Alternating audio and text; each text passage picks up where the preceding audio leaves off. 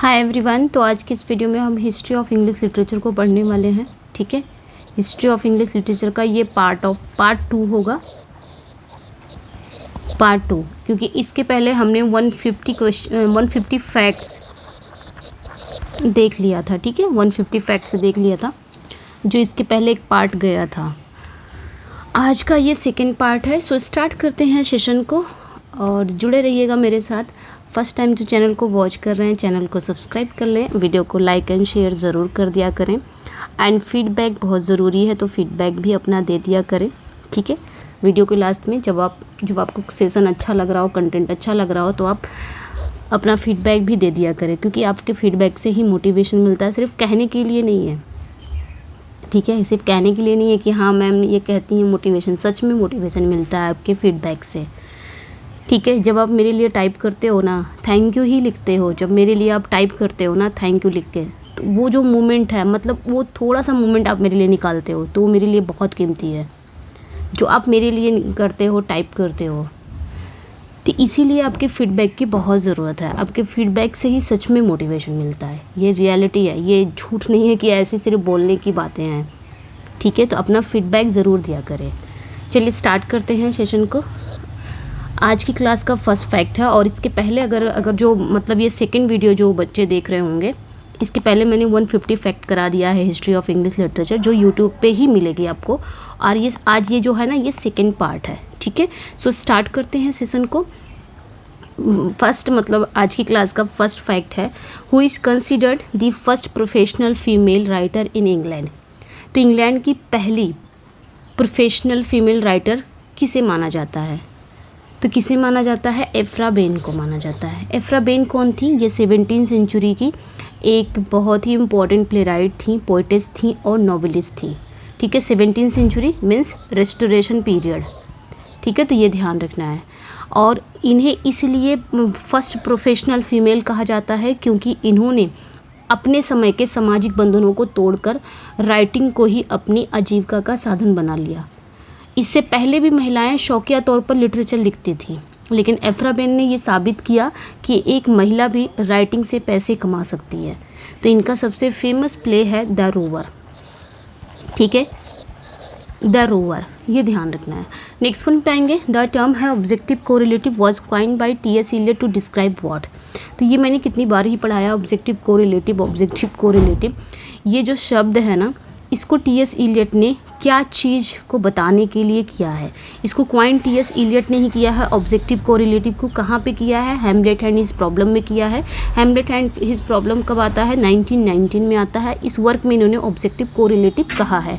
और किसे artistic success कहा है, और किसे आर्टिस्टिक फेलियर कहा है? Objective correlative. तो हैमलेट को। आर्टिस्टिक सक्सेस आपके मैकबेथ एंड कोरियोलिनस को कहा जाता है। तो ये ध्यान रखना है। अब यहाँ पे किस चीज़ को बताने के लिए इन्होंने ऑब्जेक्टिव कोरिलेटिव को क्वाइन किया है, ये बताना है। क्या चीज़ डिस्क्राइब करते हैं? तो टी.एस. इलियट ने जैसे कोई भावना है, कोई इमोशन है, जैसे दुख, डर, खुशी, उसको सीधे शब्दों में बताने के बजाय पोएट क्या करता है, कुछ ऐसे ऑब्जेक्ट्स, कुछ ऐसे सिचुएशंस या कुछ ऐसे इवेंट्स के बारे में बताता है जो अपने आप ही रीडर के मन में वही भावना जगा दे, रीडर जान जाए। फॉर एग्जांपल, जैसे किसी कैरेक्टर को, जैसे कोई पोएट अपने वर्क में किसी कैरेक्टर को अकेलेपन को दिखाने के लिए, जैसे कोई कैरेक्टर अकेला है और पोएट लिख रहा है, बताना है उसको, डायरेक्ट नहीं बताएगा कि ये कैरेक्टर अकेला है। अब यहाँ पे कुछ ऐसे ऑब्जेक्ट्स, कुछ ऐसे सिचुएशन को दिखाएगा, जैसे लाइक एक खाली कमरा, खिड़की से गिरती बारिश या एक ठंडी चाय का कप, इसके बारे में पोएट डिस्क्राइब करेगा। तो इससे क्या हो जाएगा, ऑडियंस को पता चल जाएगा कि हाँ ये कैरेक्टर जो है ये अकेला है। ठीक है, तो यहाँ पे यही ऑब्जेक्टिव कोरिलेटिव है। नहीं समझ में आया तो ईजी सा, जैसे मुझे दुख है या मुझे किसी चीज़ का भय है, डर है। अब मैं डायरेक्ट आपको ना बता के कुछ ऐसे आपके सामने ऑब्जेक्ट्स रखूं या कुछ ऐसे सिचुएशन पैदा करूं या कुछ ऐसे घटनाओं को सामने आपके रखूं जिससे आपको समझ में आ जाए हाँ मैम को डर है किसी चीज़ का, लेकिन मैं खुद से नहीं बता रही हूँ। बस वही ऑब्जेक्टिव कोरिलेटिव है। This satirical work by John Dryden is an allegory for the Popist plot. अब देखिए हैमलेट में जो था, हैमलेट के फादर की डेथ होगी, इन्होंने हैमलेट को आर्टिस्टिक फेलियर क्यों कहा? क्योंकि हैमलेट की फादर की डेथ होगी, ऐसा कुछ भी शेक्सपियर ने वहाँ पे यूज़ नहीं किया जिससे पता चले कि हैमलेट को कितनी नफरत थी अपनी माँ से, या फिर अपने फादर से, वो अपने फादर को कितना याद कर रहा था, या फिर अपने दुश्मन से कितनी नफरत करता था। ऐसे कुछ भी उन्होंने कोई ऑब्जेक्टिव कोरिलेटिव नहीं बताया, कोई ऐसे सिचुएशन को नहीं दिखाया। लेकिन वहीं पे मैकबेथ को इन्होंने आर्टिस्टिक सक्सेस क्यों कहा? क्योंकि मैकबेथ में बार बार लेडी मैकबेथ का हाथ धुलना, बार बार कहना कि मतलब उनको बार बार हाथ धुलने की बीमारी हो गई ना, कि मतलब मेरे हाथों में खून लगा हुआ है बार बार। तो ये जो ये ऑब्जेक्टिव को रिलेटिव है, मतलब इस ऑब्जेक्ट से, इस सिचुएशन से ये ऑडियंस को बताना चाह रहे हैं कि हाँ उनको अपने क्राइम का गिल्ट है। ठीक है, तो इससे हमको पता चल रहा है हाँ उनको अपने क्राइम वो किए हैं उनका गिल्ट है। This satirical work by John Dryden is an allegory for the Papist plot। तो यहाँ पे पूछा जा रहा है कि जॉन ड्राइडन का कौन सा वो सैटेरिकल वर्क है जो पॉपिस्ट प्लॉट पर एक एलिगरी है। तो एबिसलम एंड एकिटेफल, ये याद रखना है। ये जो एबिसलम एंड एकिटेफल है ये एक पॉलिटिकल सटायर है। इसमें ड्राइडन ने बाइबल की एक स्टोरी का यूज़ करके इंग्लैंड की जो उस समय की पॉलिटिकल घटनाएं थी उस पर इन्होंने कमेंट किया है, टिप्पणी किया है। ठीक है, मतलब उस समय इंग्लैंड में ये रूमर्स फैला था कि कैथोलिक को ही पॉपिश कहा जाता है। ठीक है, कैथोलिक मतलब यहाँ पे ये उस समय इंग्लैंड में ये अफवाह फैली थी कि कैथोलिक जिन्हें पॉपिश कहा जाता है, राजा चार्ल्स सेकंड को मारकर उनके ही भाई जेम्स को गद्दी पर बैठाना चाहते हैं। ठीक है, तो ये चीज़ें इसमें थी। तो इसी पोयम में बाइबल के कैरेक्टर के थ्रू इन्होंने राजा चार्ल्स सेकंड और उनके इलिजिटिमेट बेटे, विद्रोही नेताओं, इन सभी का इन्होंने क्या किया है, पोर्ट्रे किया है। नेक्स्ट पे आएंगे which Shakespearean tragedy is famously known as the Scottish play. तो शेक्सपियर की कौन सी ट्रेजेडी स्कॉटिश प्ले के नाम से फेमस है? तो ये याद रखना है मैकबेथ। अब थिएटर की दुनिया में जानते हैं इसको स्कॉटिश प्ले क्यों कहा जाता था, मतलब डायरेक्ट मैकबेथ क्यों नहीं कहा जाता था? तो थिएटर की दुनिया में ये अंधविश्वास फैला था। थिएटर के अंदर मैकबेथ प्ले का नाम लेना अशुभ माना जाता था, अशुभ होता था, माना जाता था कि ऐसे करने से दुर्भाग्य आता है, मतलब कोई मुसीबत आ जाती है अगर आप डायरेक्ट मैकबेथ का नाम लेते हो। ऐसा अंधविश्वास फैला था थिएटर की दुनिया में, और इसी अंधविश्वास के कारण जो एक्टर होते थे, जो डायरेक्टर होते थे, वो सीधे मैकबेथ कहने के बजाय द स्कॉटिश प्ले कहकर एड्रेस करते थे। ठीक है, तो ये ध्यान रखना। नेक्स्ट पे आएंगे who wrote the influential anthropological work the golden बाउ। तो influential anthropological work the golden बाउ ये किसने लिखा था? तो ये ध्यान रखना, ये सर जेम्स फ्रेजर ने लिखा था। ये मिथ, रिलीजन, जादू टोना, इसमें ये सारी चीज़ें दिखाई गई हैं। ठीक है, ये गोल्डन बाउल में। नेक्स्ट पे आएंगे द लाइन है I am the master of my fate, I am the captain of my soul is from which Victorian poet. तो ये जो लाइनें हैं, मैं अपने भाग्य का स्वामी हूँ, मैं अपनी आत्मा का कप्तान हूँ, ये लाइनें किस विक्टोरियन पोइट्री से है, किस विक्टोरियन पोएम से है? तो इनविक्टिस से है। ठीक है, ये ध्यान रखना। ये इनविक्टिस किसका है? विलियम अर्नेस्ट हेनले का है, इन्होंने लिखा है इनविक्टिस। इनविक्टिस क्या होता है? इनविक्टिस लैटिन लैंग्वेज का टर्म है विच मीन्स अजय, मतलब जिसे हम इनविंसिबल बोलते हैं ना, जिसे हराया ना जा सके, तो वही ये भी है इनविक्टिस, जिसे हराया ना जा सके। ठीक है, और ये जो पोयम है इनविक्टिस क्या दिखाता है? मतलब सेल्फ कंट्रोल, दृढ़ इच्छा शक्ति, मुश्किलों में भी हार न मानने की भावना को दिखाता है। ठीक है, नेक्स्ट पे आएंगे who introduce printing in England in 1476। Who introduce printing in England in 1476? तो विलियम कैक्सटन। ये नाम याद रखना है कि 1476 में इंग्लैंड में प्रिंटिंग की शुरुआत किसने की थी? तो ये नाम आपने याद रखना है, विलियम कैक्सटन। ठीक है, लेकिन इसको कॉइन किसने किया था, सबसे पहले किसने लाया था? तो किसने लाया था? जोहान्स गुटनबर्ग ने लाया था, वो नाम याद रखना है। लेकिन इंग्लैंड में किसने सबसे पहले लाया? तो विलियम कैक्सटन ने लाया 1476 में। ठीक है, अब ये प्रिंटिंग प्रेस क्या थी? विलियम कैक्सटन ने जर्मनी से प्रिंटिंग प्रेस की जो डिवाइस थी वो सीखी, और इंग्लैंड में पहला प्रिंटिंग प्रेस इन्होंने सेटअप किया। उस समय क्या था, इंग्लिश लिटरेचर के लिए ये एक क्या था, जब प्रिंटिंग आ गया ना, तो इंग्लिश लिटरेचर के लिए ये एक रिवोल्यूशनरी स्टेप था। मतलब इसके बाद क्या हो गई, देखो पहले क्या होता था, किताबें हाथों से लिखी जाती थी, जो बुक थी ना, किताबें वो हाथों से लिखी जाती थी। तो क्या होता था कि जब हाथों से लिखती तो बहुत रेयर मिलती थी बुक, हर किसी को तो मिलती नहीं थी। यानी कि जो मिडिल वर्ग के लोग हैं, जो लोअर वर्ग के लोग हैं, वहाँ तक तो किताबें उनके हाथ में जाती तक नहीं थी। सिर्फ जो अरिस्टोक्रेटिक वर्ग के लोग होते थे, जो अमीर, वो खरीद के ले लेते थे, क्योंकि किताबें महंगी मिलती थी और सब जगह देना पर्याप्त भी नहीं था, क्योंकि हाथों से लिखा जाता था। लेकिन जब प्रिंटिंग आया, किताबें छपने लगीं, किताबें हाथ से लिखने के बजाय मशीन से छापी जाने लगी, तब किताबें क्या हो गई, सस्ती हो गई और अधिक लोगों तक पहुंचने लगी, सब जगह पहुंचने लगी। ठीक है, तो ये ध्यान रखना है। ये था प्रिंटिंग का खेल। तो इन्होंने चौसर की दी कैंटरबरी टेल्स जैसी कई इंपॉर्टेंट वर्क को भी प्रिंट किया था। What is the subtitle of Thackeray's novel Vanity Fair? तो थैकरे का नॉवल है वैनिटी फेयर का सब टाइटल क्या है? तो a novel without a hero. ठीक है, इसका सब टाइटल बहुत इंपॉर्टेंट है, क्योंकि ये बताता है कि नॉवल में कोई भी कैरेक्टर ट्रेडिशनली रूप से कोई हीरो नहीं है। ठीक है, इसका मुख्य कैरेक्टर वही है बेकी शार्प और अमेलिया शेडली। नेक्स्ट पे आएंगे the graveyard school of poetry focused on themes of what? तो ग्रेवयार्ड स्कूल में कौन कौन से पोएट आते हैं, ये आप लोग मुझे बताएंगे। मैंने लास्ट में बताया भी था, एक बार और आया था ये क्वेश्चन, तो मैंने बताया था ग्रेवयार्ड स्कूल में कौन कौन से पोएट आते हैं। तो यहाँ पे पूछा जा रहा है कि ग्रेवयार्ड स्कूल की जो पोइट्री है वो किन थीम पर बेस्ड होती है। मतलब ये लोग जो ग्रेवयार्ड स्कूलों में जो पोएट्स आते हैं, ये अपनी पोइट्री किस पर लिखते हैं? तो ये लोग ना डेथ पर लिखते हैं एंड मोर्टैलिटी पे लिखते हैं। ये 18वीं सेंचुरी के पोएट का एक ग्रुप था, जो अपनी पोइट्री में जैसे कब्रिस्तान हो गया, डेथ हो गया, शोक हो गया, जीवन की ट्रांजिएंट, ये सारे इनके विषय रहते थे। इसी विषय पर ये लिखते थे अपनी पोइट्री। ठीक है, थॉमस ग्रे, जैसे कि थॉमस ग्रे की elegy written in a country churchyard, वो भी एक ग्रेवयार्ड स्कूल ऑफ पोइट्री ही है। तो ध्यान रखना, थॉमस ग्रे इसके प्रोमिनेंट है। ठीक है, बाकी और कौन से राइटर हैं वो आप मुझे बताएंगे कमेंट सेक्शन में, प्रोमिनेंट हैं वो। Which novel bye D.H.. Lawrence focuses on the edible relationship between Paul moral and his mother? तो यहाँ पे पूछा जा रहा है कि डी.एच. लॉरेंस का वो कौन सा नॉवल है जो पॉल मोरेल और उसकी माँ के बीच में एक एडिपल रिश्ते पर सेंटर्ड है। ठीक है, ये सन्स एंड लवर्स है, ये ध्यान रखना है। ये एक साइकोलॉजिकल नॉवल है। एडिपल कॉम्प्लेक्स, अगर हम बात करें एडिपल कॉम्प्लेक्स, ये सिगमंड फ्राइड का ही एक कॉन्सेप्ट है।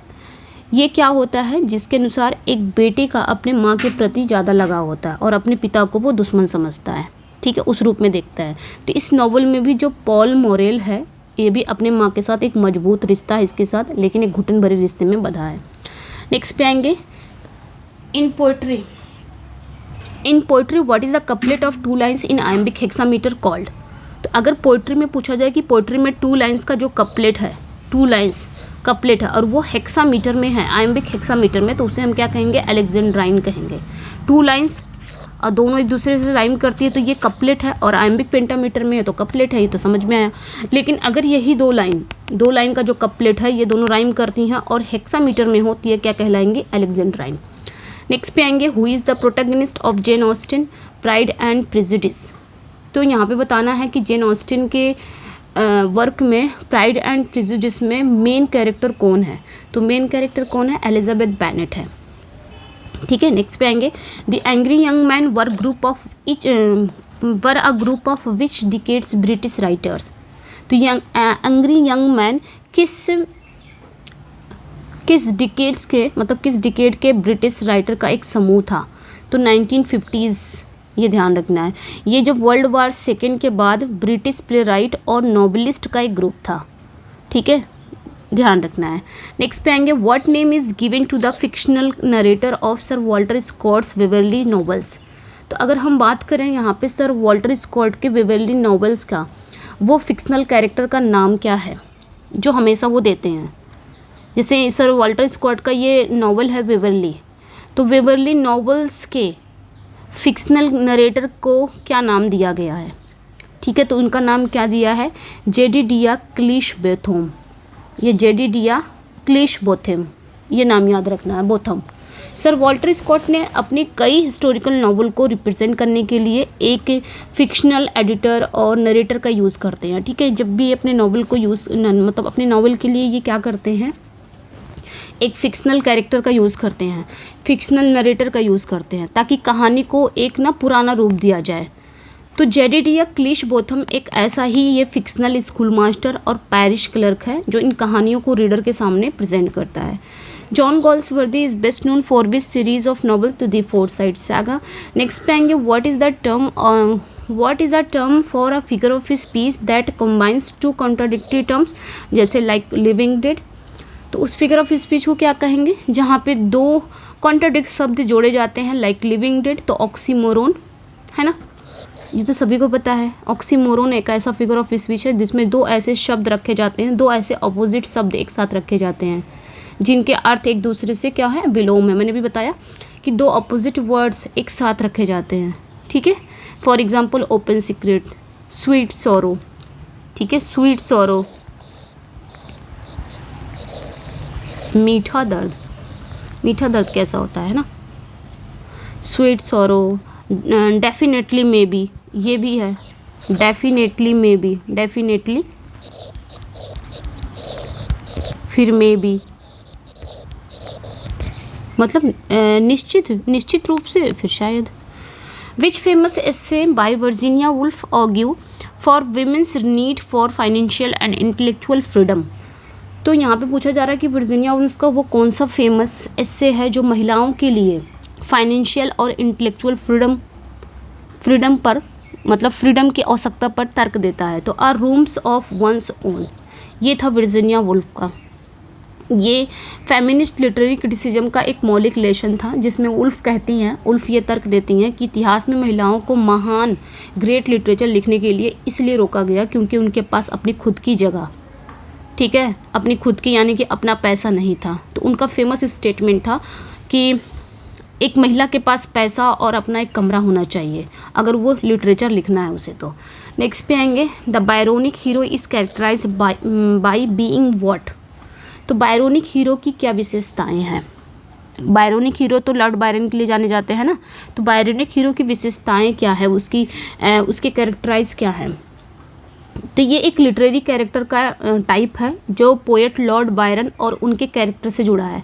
बायरोनिक हीरो जो है अगर हम देखें ट्रेडिशनली हीरो से अलग होता है। ट्रेडिशनल हीरो बहुत अच्छा होता है लेकिन बायरोनिक हीरो जो होता है उससे मतलब ट्रेडिशनल हीरो से अच्छा मतलब अलग होता है, ठीक है। ये कैसे होते हैं, बहुत बुद्धिमान होते हैं और मतलब देखने में भी सुंदर होते हैं लेकिन मूडी होते हैं, सिनिकल टाइप के होते हैं और अपने पास्ट के किसी रहस्य से परेशान होते हैं, ठीक है, और सामाजिक मानदंडों को नहीं मानते और अक्सर अकेले रहते हैं, इस टाइप के।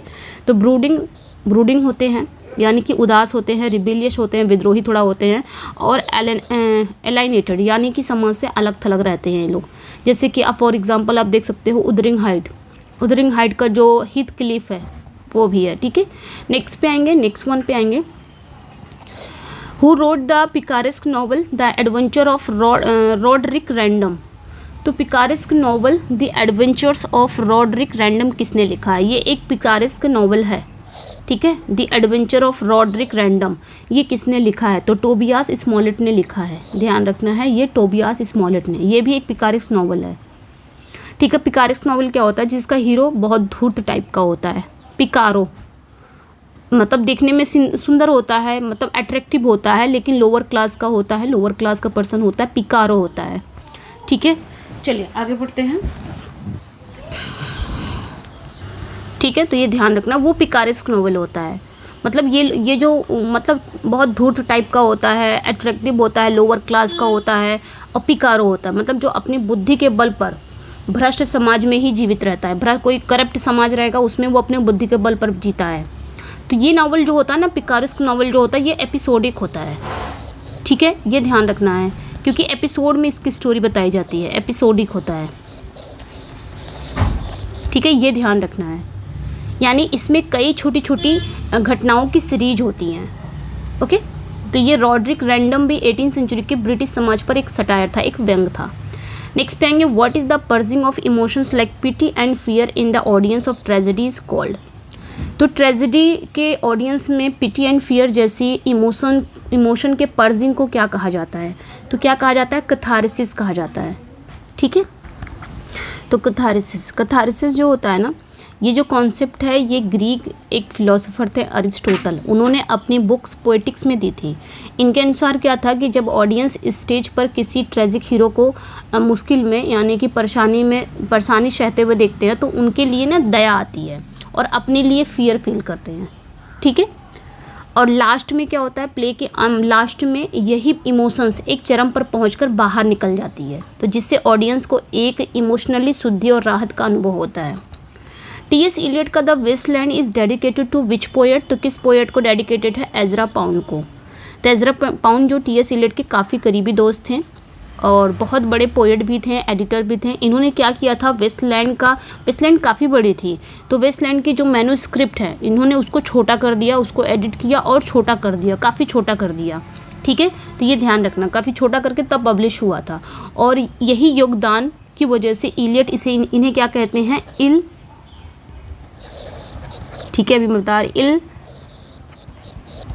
मिगलोयर, FABBRO, फैब्रो, इल मिगलोयर फैब्रो कहते हैं, मीन्स द बेटर क्राफ्ट्समैन, यानी कि बेहतर शिल्पकार कहते हुए पोएट को एड्रेस करते हैं। तो यही है line.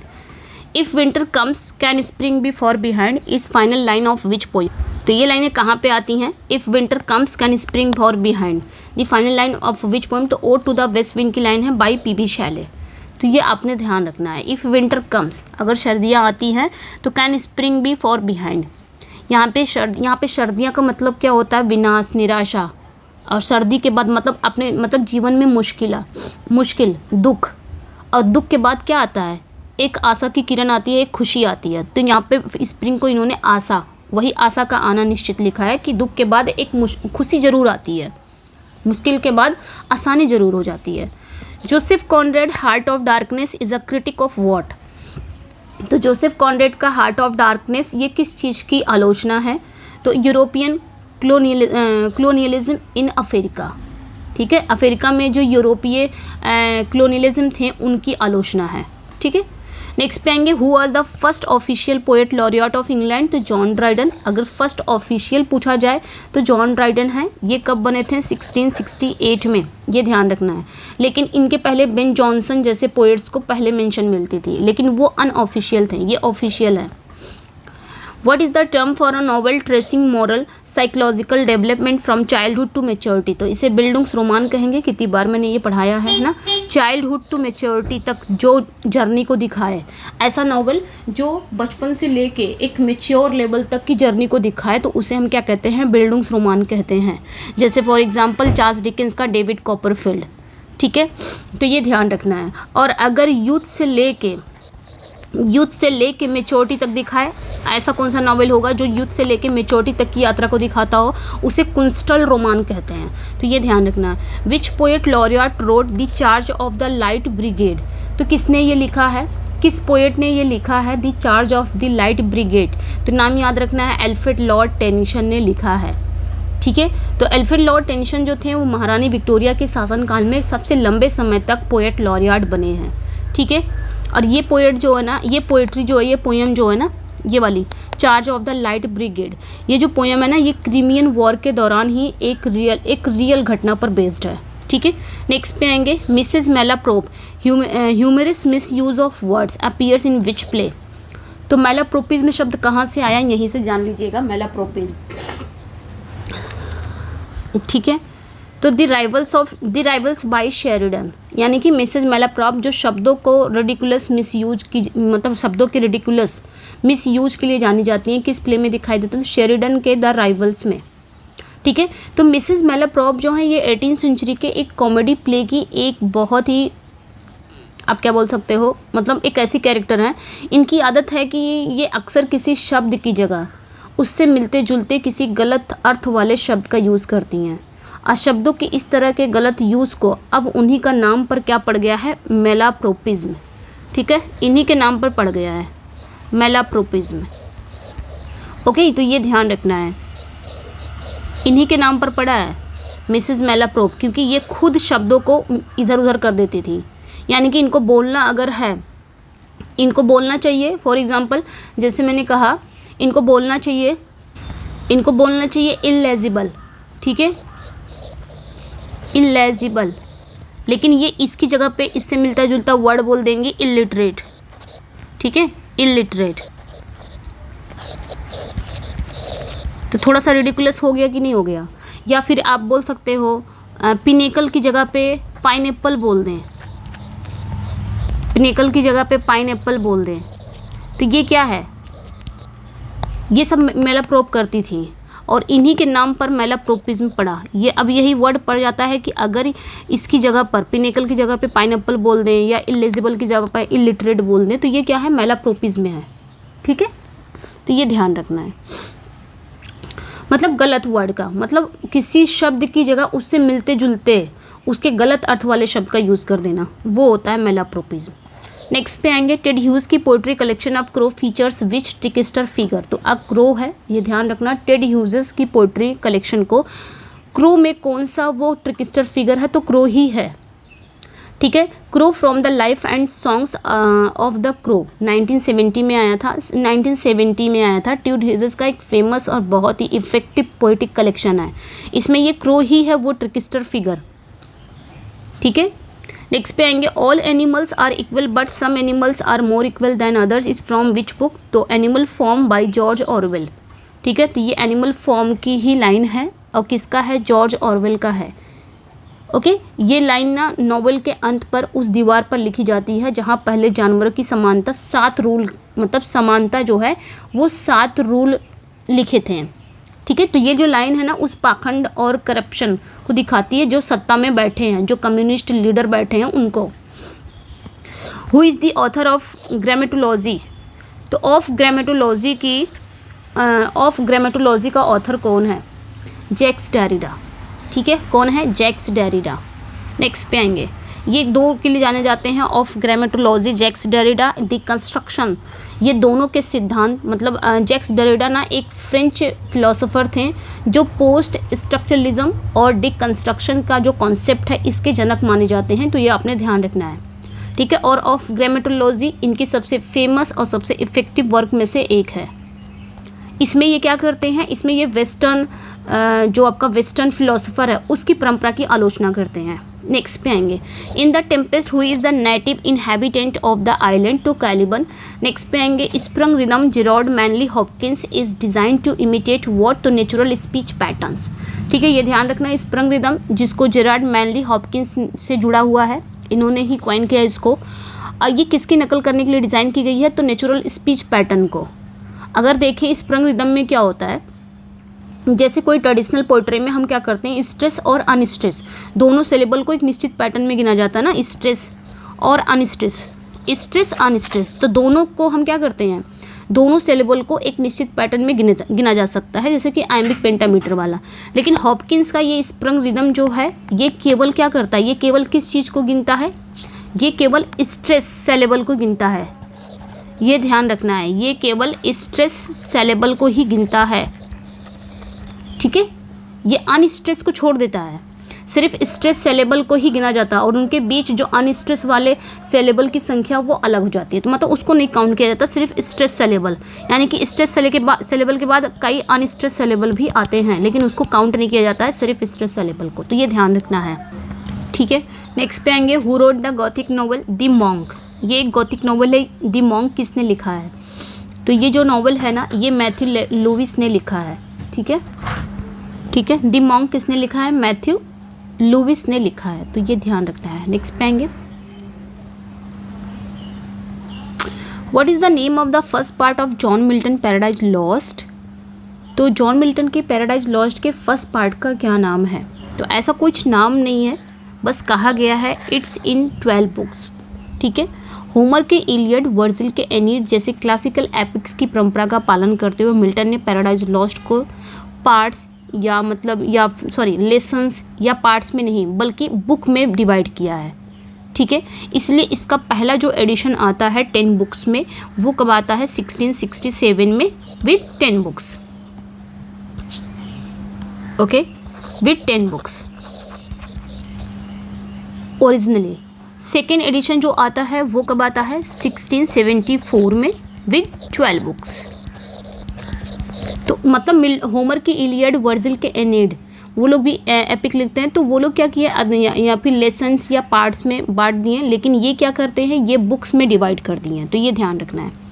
The literary journal the criterion was founded and edited by home. The criterion जो है ना, ये ध्यान रखना है, ये एक द क्राइटेरियन एक लिटरेरी जर्नल है और इसको फाउंड किसने किया है और इसका एडिट किसने किया है। Was founded and edited by whom, किसने फाउंड किया है, किसने एडिट किया है। तो द क्राइटेरियन ये ध्यान रखना है 1922 से लेके 1939, ठीक है, 1922 से 1939 तक पब्लिश हुआ। ये एक लिटरेरी मैगज़ीन थी। टी.एस. इलियट इसके एडिटर थे और इन्होंने इसका यूज़ मॉडर्निस्ट थॉट्स और राइटर को बढ़ावा देने के लिए किया, ठीक है। तो ये टी.एस. इलियट ने इसकी मतलब टी.एस. इलियट ने ही टी.एस. इलियट ही इसके फाउंडर है और टी.एस. इलियट ने ही इसे एडिट किया है, ठीक है। तो ये ध्यान रखना है। इलियट की इनकी जो ग्रेट पोयम है द वेस्टलैंड पहली बार इसी मैगज़ीन में पब्लिश हुई थी, तो ये भी ध्यान रखना है। नेक्स्ट पे आएंगे what is a tragic flaw or error in judgement in a tragic hero is called. तो एक ट्रेजिक हीरो में ट्रेजिक दोष होती है, डिसीजन में त्रुटि को क्या कहा जाता है, हेमार्शिया कहा जाता है। ये भी टर्म ना अरिस्टोटल के पोएटिक्स में ही आया था। हेमार्शिया का मतलब कैरेक्टर यानी कि प्रोटैगनिस्ट के कैरेक्टर में एक गलती या उसके द्वारा की गई एक कोई गलती, ठीक है, जो उसके पतन का कारण बनती है। ये ज़रूरी नहीं कि उसका कोई मोरल दोष हो, नहीं, वो कोई गलत डिसीजन भी ले सकता है। गलत डिसीजन जैसे कि लाइक किंग लियर में गलत डिसीजन लिया, फिर उसको भुगतना पड़ा हर चीज़ के लिए, है ना, तो पतन हुआ किंग लियर का। तो वो गलत डिसीजन भी ले सकता है, ज़रूरी नहीं है कि उसके अंदर कोई नैतिक दोष ही हो, वो गलत डिसीजन भी ले सकता है जिसके कारण उसका डिक्लाइन हो जाएगा, ठीक है। तो ये ध्यान रखना है। जैसे कि मैकबेथ में एम्बिशन की वजह से उसने कितना गलत डिसीजन लिया, ये उसका हेमार्शिया है। The Bloomsbury group was based in which city. तो ब्लूम्सबरी ग्रुप किस शहर में स्थित है, तो लंदन। ब्लूम्सबरी ग्रुप जो है ना ये 20वीं सेंचुरी, ठीक है, ये ध्यान रखना है, ये 20वीं सेंचुरी की शुरुआत एक इफेक्टिव इंग्लिश राइटर्स, फिलोसोफर और पेंटर का एक ग्रुप था, ठीक है। ये लंदन के ब्लूम्सबरी क्षेत्र में रहते थे और काम करते थे। और इनमें कौन कौन से राइटर हैं, अगर हम प्रोमिनेंट राइटर की बात करें तो वर्जीनिया वुल्फ हैं, E.M. फॉस्टर हैं, जॉन मेनार्ड किन्स हैं, लिटन स्ट्रैची हैं। ये सारे फेमस नाम शामिल हैं ब्लूम्सबरी ग्रुप में। तो याद रखना है कि ब्लूम्सबरी ग्रुप में कौन कौन से राइटर हैं, Virginia Woolf, E.M. Forster, John Maynard Keynes, Lytton Strachey. Who wrote the comedic novel Lucky Jim, ठीक है, ये किसने लिखा है, तो किंग्सले एम्स ने लिखा है। ये जो लक्की जिम है ये एक नॉवल है, एक ह्यूमर नॉवल है, या यूँ बोलो कि एक क्लासिक नॉवल है। ये 1954 में आया था और लक्की जिम किसने लिखा है, किंग्सले एम्स ने लिखा है। ये एक टाइप का ना कैंपस नॉवल भी है, ठीक है। नेक्स्ट पे आएंगे hope spring eternal in the human breast is from which poem by Alexander Pope. तो ये ध्यान रखना है, ये जो लाइनें हैं ये अलेक्जेंडर पॉप की किस पोएम से हैं, एन एसे ऑन मैन से हैं, ठीक है, ये ध्यान रखना है। नेक्स्ट पे आएंगे इन विच नॉवल डज हेथक्लिफ अपीयर। तो अभी मैंने बताया था हेथक्लिफ के बारे में, किस नॉवल में हेथक्लिफ, ये एक बायरोनिक हीरो है, ठीक है, जो अभी मैंने बताया था ना बायरोनिक हीरो किस टाइप का होता है, लाइक हेथक्लिफ के टाइप का।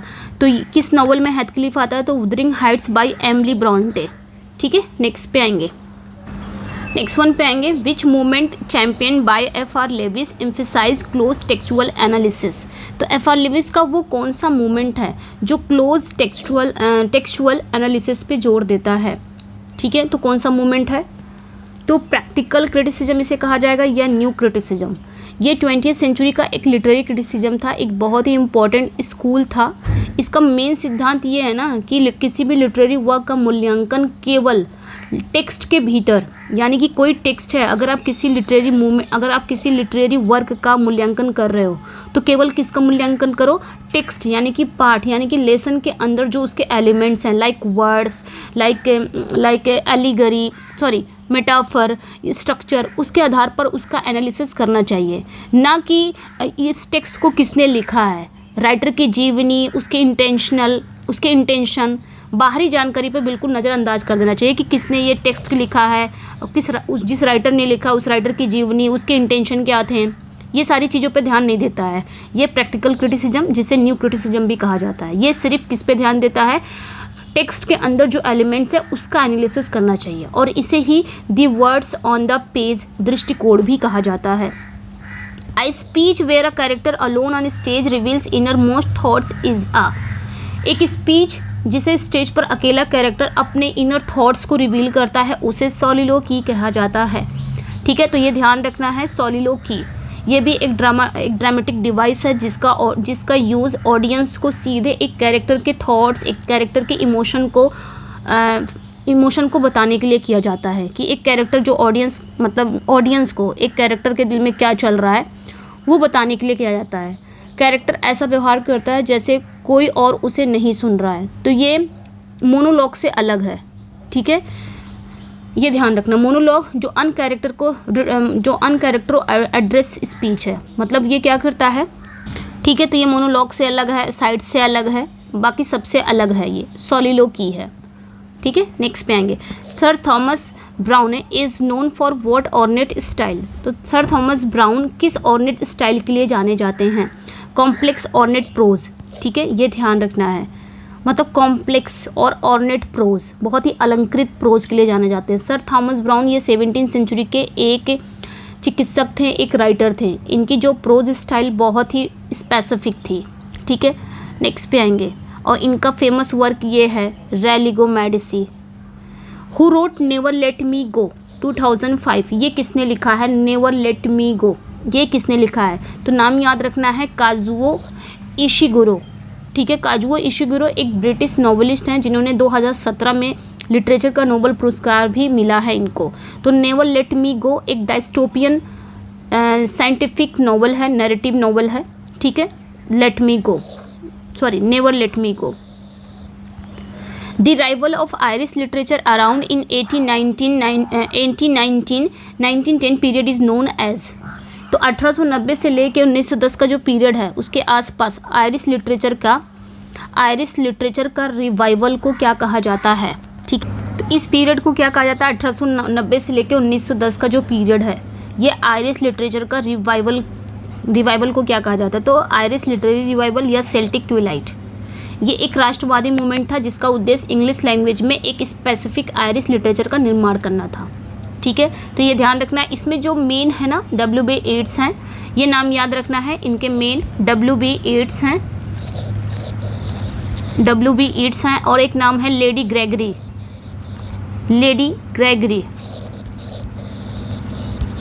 ग्रेगरी हैं और एक नाम है J.M. Synge SYNGE। ये तीनों नाम याद रखना है, इस मूवमेंट के प्रमुख हैं, प्रोमिनेंट व्यक्ति हैं। What is the running on of sense from one line of words to the next called? तो पोइट्री की एक लाइन से अगली लाइन तक चला जाता है, मतलब पोइट्री से एक लाइन से अगली लाइन तक उसका अर्थ, उसकी मीनिंग चला जाता है, उसका सेंस चला जाता है, उसे हम क्या कहते हैं? इंजैममेंट कहते हैं। इंजैममेंट तब होता है, इसको ना रन ऑन लाइन भी कहते हैं, रन ऑन लाइन। ठीक है, इंजैममेंट तब होता है जब एक पोइटिक लाइन के लास्ट में कोई फुल स्टॉप नहीं, कोई विराम चिन्ह नहीं, कोई कॉमा नहीं होता है और सेंटेंस या थॉट्स अगली लाइन में जारी रहता है। ठीक है, तो ये आपका इंजैममेंट कहलाता है। ये एंड स्टॉप्ड लाइन के विपरीत है, एंड स्टॉप्ड। ठीक है, एंड स्टॉप्ड, जो एंड स्टॉप्ड होती है ना, इसका जस्ट अपोजिट है। ठीक है, ये ध्यान रखना है। एंड स्टॉप्ड जो लाइन के लास्ट में समाप्त हो जाती है। एंड स्टॉप्ड लाइन क्या होती है? जो लाइन, जैसे कोई लाइन पोइट लिख रहा है, यहीं पे लाके ख़त्म कर दिया, अपने थॉट्स को एक ही लाइन में करके यहीं पे लाके ख़त्म कर दिया, फुल स्टॉप लगा दिया, तो इसे एंड स्टॉप्ड लाइन कहते हैं। लेकिन इसके जस्ट अपोजिट है इंजैममेंट। इंजैममेंट में कोई भी फुल स्टॉप नहीं होता, कोई कॉमा नहीं होता। पोएट क्या करता है? एक लाइन से दूसरी लाइन में भी अपने थॉट्स को कंप्लीट कर देगा। उसकी थॉट जब तक कंप्लीट नहीं होगी, वो तीसरी लाइन में भी आ सकता है, चौथी लाइन में भी आ सकता है, पांचवी लाइन में भी आ सकता है, यहाँ पे लाके फुल स्टॉप लगा देगा। ये इंजैममेंट है, जो रन ऑन लाइन चलती रहती है। ठीक है, तो ये ध्यान रखना है। Which play by Tom Stoppard reimagines two minor Hamlet characters. तो टॉम स्टॉपर्ड का कौन सा वो प्ले है? वो शेक्सपियर, मतलब जो शेक्सपियर के हैमलेट के दो छोटे कैरेक्टर की ये क्या करते हैं? रीइमेजिन करते हैं।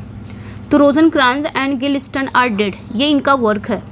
ठीक है, ये ध्यान रखना है, ये इनका वर्क है। Rosencrantz and Guildenstern are dead. Robert Browning का my last duchess is spoken by which historical figure? तो ड्यूक ऑफ फेरारा, मैंने पढ़ाया इसको भी, है ना। ड्यूक ऑफ फेरारा ये रॉबर्ट ब्राउनिंग का माई लास्ट डचेस है, जो कि एक क्या है? ड्रामेटिक मोनोलॉग है। ठीक है, इसमें जो ड्यूक ऑफ फेरारा यही कहानी सुनाता है, यही फिक्शनल कैरेक्टर भी है और अपनी अगली शादी के लिए व्यवस्था करने भी आया है अपनी। और ये क्या करता है, अपनी डेड पत्नी का पिक्चर दिखाते हुए ड्यूक अनजाने में ही बहुत ज़्यादा ईर्ष्या, अधिकार भावना सब कुछ अपने मतलब अपने आप को रिवील भी कर देता है कि हाँ इसी ने मारा है।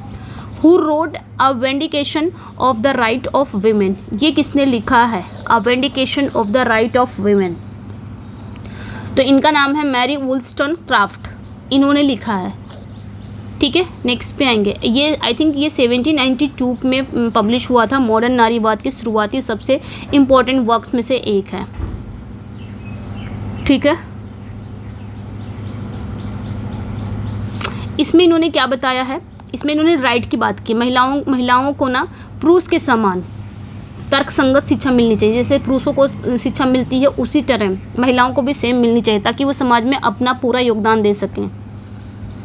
नेक्स्ट पे आएंगे, what type of poem mourns the death of a person. तो यहाँ पे पूछा जा रहा है कि किसी पर्सन के डेथ पर शोक व्यक्त करने वाली पोएट्री को क्या कहा जाता है, तो एलेजी।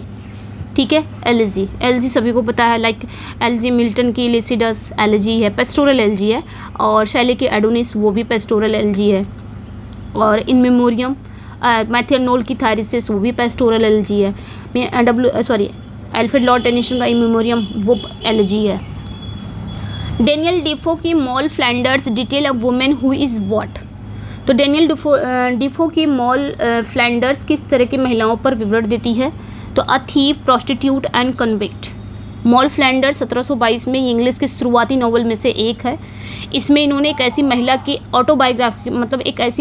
ऑटोबायोग्राफी के रूप में लिखा था जो गरीबी में पैदा होती है और 18वीं सेंचुरी के कठोर समाज में जीवित रहती है, अपराध में और अनैतिकता का सहारा लेती है। वो कई बार शादी कर लेती है, चोर बनती है, इवेंचुअली उसे अमेरिका में एक अपराधी के रूप में भी बैनिश कर दिया जाता है। ठीक है, नेक्स्ट पे आएंगे, who road do not go gentle into that good night.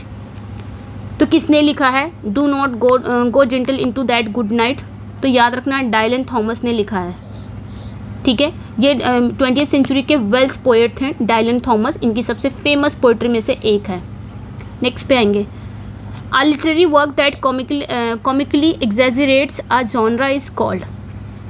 Literary work जो किसी स्टाइल का ह्यूमरस वे में क्या करता है, ह्यूमरस वे में या कॉमिकली वो क्या करता है, नकल करता है, उसे क्या कहेंगे, तो बर्लेस्क कहेंगे। बर्लेस्क एक ऐसी लिटरेरी या ड्रामेटिक जॉनरा है, ठीक है, जिसमें ये क्या करता है ना, किसी सीरियस स्टाइल किसी सीरियस सब्जेक्ट या किसी सीरियस स्टाइल को बहुत ही ट्रिवियल तरीके से या किसी ट्रिवियल विषय को गंभीर तरीके से प्रस्तुत करने का हास पैदा किया जाता है। ठीक है ना, ये थोड़ा पैरोडी से अलग होता है। इसमें क्या होता है ना, जैसे कोई सीरियस वर्क है, ठीक है, जैसे कोई सीरियस वर्क है, वो सीरियस सब्जेक्ट पे लिखा गया है। सीरियस सब्जेक्ट में तो ये क्या करेगा, उसी चीज़ को सेम सब कुछ लिखेगा, बस सब्जेक्ट क्या कर देगा, ट्रिवियल कर देगा, बाकी सब कुछ रहेगा, सब्जेक्ट को ट्रिवियल करके दिखाएगा। और अगर कोई वर्क ट्रिवियल विषय पे लिखा गया है, तो ये क्या करेगा, ये उसको सीरियस सब्जेक्ट में लिखेगा, मतलब सीरियस स्टाइल में लिखेगा। तो ये होता है बर्लेस्क, थोड़ा पैरोडी से अलग होता है। पैरोडी क्या करता है, वो किसी विशेष वर्क की नकल करता है ना पैरोडी, लेकिन बर्लेस्क क्या करता है, बर्लेस्क एक पूरी स्टाइल की नकल कर सकता है, जैसे कि एपिक है, ट्रेजेडी है। अब अलेक्जेंडर पॉप की द रेप ऑफ द लाक, ये एक बर्लेस्क एपिक का भी एग्जाम्पल है। नेक्स्ट पे आएंगे, euphemism refers to what. Euphemism का मतलब क्या होता है, a mild and indirect word use instead of a harsher one. एक ऐसा शब्द, एक ऐसा फ्रेज जिसका यूज़ किसी ऐसी बात को कहने के लिए किया जाता है जो सीधे कहना कैसा लगेगा, थोड़ा सा असभ्य लगता है, शर्मनाक लगता है या अनप्लीजेंट माना जाता है। फॉर एग्जाम्पल, मर गया कहने के बजाय हम बोल सकते हैं स्वर्गवासी हो गए, पास रवे, डाइड बोल के पास रवे, ये एक यूफेमिज्म है। इसी तरह नौकरी से निकाल दिया गया, फायर्ड ना बोल के लेट गो का यूज हम कर सकते हैं। जैसे नौकरी से निकाल दिया गया, हम इंग्लिश में यूज़ करते हैं फायर्ड, लेकिन इसका यूज़ ना करके, ये थोड़ा अनप्लीजेंट वर्ड है, तो इसका यूज़ ना करके हम लेट गो का यूज़ कर सकते हैं। लेट गो तो ये जाने दिया गया, लेट गो, तो ये होता है आपका euphemism. Who wrote the uses of literacy, ये किसने लिखा है, द यूजेस ऑफ लिटरेसी ये किसने लिखा है, तो रिचर्ड हैगार्ट ने लिखा है। होगार्ट ने लिखा 1957 में। ये बहुत ही इफेक्टिव बुक है और इसे ब्रिटिश कल्चर स्टडीज़ के जो ब्रिटिश कल्चर स्टडीज के जो संस्थापक थे उनके वर्क में से एक माना जाता है। नेक्स्ट पे आएंगे चौसर की the Canterbury Tales is primarily in what words form. तो चौसर की द कैंटरबरी टेल्स ये मेनली किस पोएटिक फॉर्म में लिखी गई है, किस वर्ड फॉर्म में लिखी गई है। तो हीरोइक कपलेट में लिखी गई है, राइमिंग आयम्बिक पेंटामीटर। ठीक है, हीरोइक कपलेट क्या होता है, ये भी 2 लाइन की ही होती है। ठीक है, 2 लाइन की होती है, दोनों एक दूसरे से राइम करती हैं। और ये किस में होती है, बस इतना ध्यान रखना है, ये आयम्बिक पेंटामीटर में लिखी जाती है। नॉर्मल जो कपलेट होता है वो 2 लाइन का होता है और दोनों एक दूसरे से राइम करता है, तो वो नॉर्मल कपलेट हो गया। लेकिन ये आयम्बिक पेंटामीटर में होती है, तो ये भी 2 लाइन की होगी, दोनों एक दूसरे से राइम करेगी, आयम्बिक पेंटामीटर में होगी, तो इसे बोलेंगे हीरोइक कपलेट। ठीक है, तो चौसर की द कैंटरबरी टेल्स में जो भी मतलब मेजर पार्ट के लिए इसी का यूज़ किया गया है। ठीक है, नेक्स्ट पे आएंगे और इसका यूज़ ना चौसर ने तो किया, इसे चौसर ने फेमस किया है ना, चौसर ने इसका यूज़ किया, इसे इंग्लिश पोइट्री में काफ़ी लोकप्रिय बनाया और आने वाले पोइट्स ने भी इसका काफ़ी यूज़ किया, लाइक जॉन ड्राइडन ने यूज़ किया। सबसे ज़्यादा तो यूज़ किसने किया, अलेक्जेंडर पॉप ने किया, न्यू क्लासिकल पोएट्स। ठीक है, the phrase at the best of all possible words is satirised in which Voltaire work. तो यहाँ पे कहा जा रहा है कि एक फ्रेज है the best of all possible words, ये एक सैटिराइज है किस वोल्टेयर वर्क में। ठीक है, मतलब ये जो फ्रेज है ना, इस फ्रेज पर वोल्टेयर के किस वर्क में व्यंग किया गया है, तो कैंडिड। ये ध्यान रखना, कैंडिड ये एक जर्मन फिलोसोफर थे, लाइबनिट्ज़ के आशावादी दर्शन से जुड़ा है, जिनका मानना था कि हम जिस दुनिया में रहते हैं वहाँ ईश्वर द्वारा बनाई गई दुनिया है। नेक्स्ट पे आएंगे हु रोट डॉन जुआन, किसने लिखा है डॉन जुआन, तो लॉर्ड बायरन साहब ने लिखा है। ठीक है, डॉन जुआन एक लंबा वर्क है और इनफिनिश्ड सटायर पोएम है। ठीक है, ये बायरन का डॉन जुआन एक ट्रेडिशनल स्टोरी का एक धोखेबाज प्रेमी नहीं है, बल्कि एक बोला बाला पर्सन है जो आसानी से महिलाएं बहका लेती हैं। तो डॉन जुआन ध्यान रखना है। नेक्स्ट पे आएंगे the repetition of a word phrase at the beginning of successive clauses is called, तो एनाफोरा। ये मैंने बताया भी था ना कि अगर आपके किसी भी वर्ड या फ्रेज का रिपीटिशन हो शुरुआत में, किसी क्लॉज के शुरुआत में ही रिपीटिशन हो रही है बार बार, वो एनाफोरा कहलाएगा। जैसे चार्ल्स डिकन्स का अ टेल ऑफ 2 सिटीज़ की जब शुरुआत होती है तो वहाँ पे सबसे पहले क्या आता है, it was the best of time, it was the best of time. फिर इसी को it was the best of time, इसी को फिर यहाँ पे रिपीट करो, it was the best of time, it was the best of time. आगे ये चेंज होता रहेगा, लेकिन इतना ज़रूर ये रिपीट होता रहता है शुरुआत में, तो ये एनाफोरा हो गया।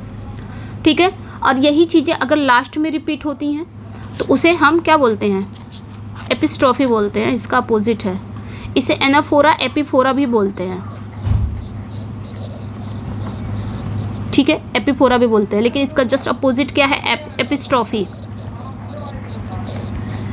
एपिस्ट्रॉफी भी बोलते हैं इसको, मतलब जस्ट इसका अपोजिट है, ये इसका जस्ट अपोजिट है एनाफोरा का, एपिस्ट्रॉफी। यानी कि लास्ट में कोई वर्ड या फ्रेज ये किसी क्लॉज के लास्ट में रिपीटेशन होगी।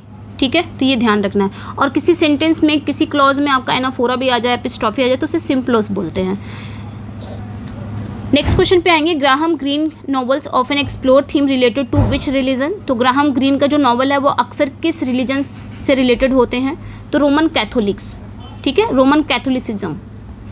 नेक्स्ट पे आएंगे which Canterbury Tales character tells the first tale the knight. तो कैंटरबरी टेल्स का कौन सा कैरेक्टर पहली कहानी सुनाता है, द नाइट।